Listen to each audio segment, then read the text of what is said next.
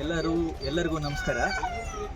ಈ ಜಿಲ್ಲೆಯ ಒಂದು ಜಿಲ್ಲಾ ಜಾನುವಾರು ಪ್ರದರ್ಶನ ಮತ್ತು ಈ ರೈತ ತರಬೇತಿ ಶಿಬಿರ ಅಂತ.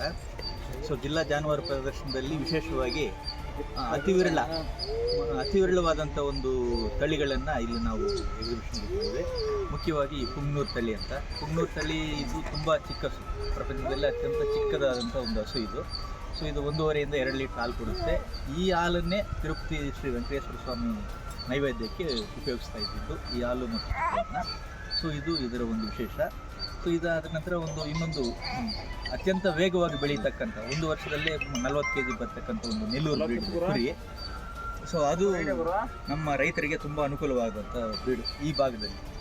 ಯಾಕೆಂದರೆ 2 ತಿಂಗಳು 3 ತಿಂಗಳು ಮರಿ ತಂದ ಮೇಲೆ 1 ವರ್ಷದೊಳಗಡೆ ಅವು 40 kg ಬರುತ್ತೆ. ಹಾಗೂ ರೈತರಿಗೆ 20-25 ಸಾವಿರ ರೂಪಾಯಿ ಲಾಭ ಬರ್ತಕ್ಕಂಥ ಒಂದು ಕೆಲಸ ಅದೊಂದು. ಆಮೇಲೆ ಆ ಕಡೆ ಇನ್ನೊಂದು ನಮ್ಮದು ಬನ್ನೂರು ಬ್ರೀಡ್ ಅಂತ ಇದೆ, ಬನ್ನೂರು ಕುರಿ. ಅದು ಮಳವಳ್ಳಿ ಬ್ರೀಡು.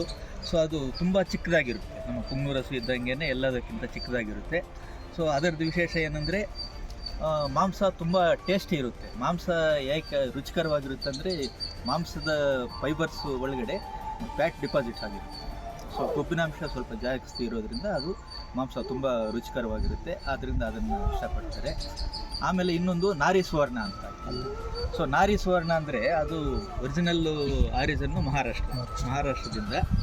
ಅದರ ವಿಶೇಷತೆ ಏನಂದರೆ ಅದು ಪ್ರತಿ ಸಾರಿನೂ 2 ಮರಿ 3 ಮರಿ ಕೊಡ್ತಕ್ಕಂಥ ಒಂದು ವಿಶೇಷತೆ.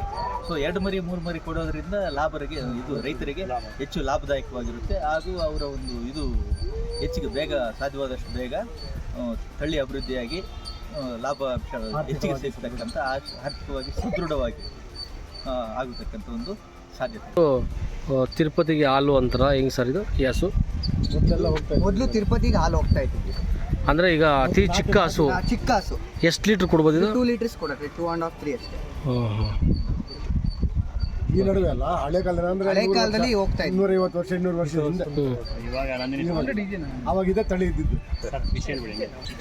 ಈ ಒಂದು 85ನೇ ಗಣರಾಜ್ಯೋತ್ಸವದ ಅಂಗವಾಗಿ ಜಿಲ್ಲೆಯಲ್ಲಿರ್ತಕ್ಕಂಥ ಎಲ್ಲ ಜಿಲ್ಲಾ ಗೋಪಾಲಕರಿಗೆ, ರೈತ ಬಾಂಧವರಿಗೆ ಹಾಗೂ ನನ್ನ ಸ್ನೇಹಿತರಾದಂಥ ಪಶುವೈದ್ಯರಿಗೆ ಮತ್ತು ಇಲಾಖಾ ಸಿಬ್ಬಂದಿಗೆ ಗಣರಾಜ್ಯೋತ್ಸವದ ಶುಭಾಶಯಗಳನ್ನು.